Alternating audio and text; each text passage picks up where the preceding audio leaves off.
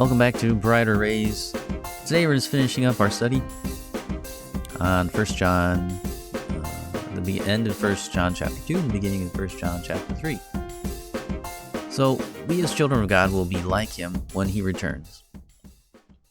That's the promise, that's what we know, that's what this passage told us. But for today, we strive to be like Him. The work of sanctification has begun in the lives of every believer. That is the promise. You have the indwelling Spirit, so you have to be different.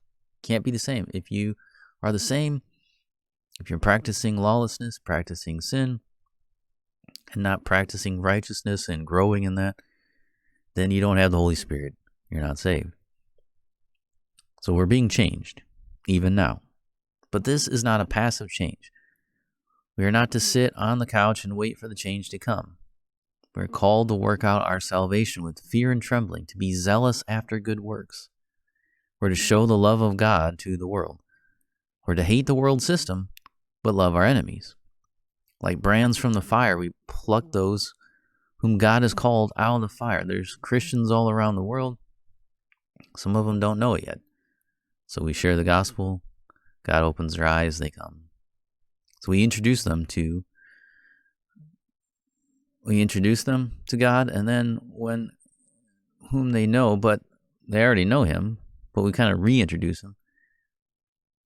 But, they haven't chosen to know Him yet, so they're still choosing to not know. But we reintroduce them, say, hey, here He is. We work because we are His children. And so we are. So we work towards that. We work towards following Christ. And as we do that, we throw off all these sins that we really were born loving. And we work for good. Because we're children of God. That's what children of God do. We purify ourselves. And then we share the gospel. Just like John is doing here in his letter. And so that is the pattern. That is the expectation. That is what has to happen. You can't become a Christian and then stay the same. You have to change. You have to be growing. You have to be maturing in your faith. It has to happen.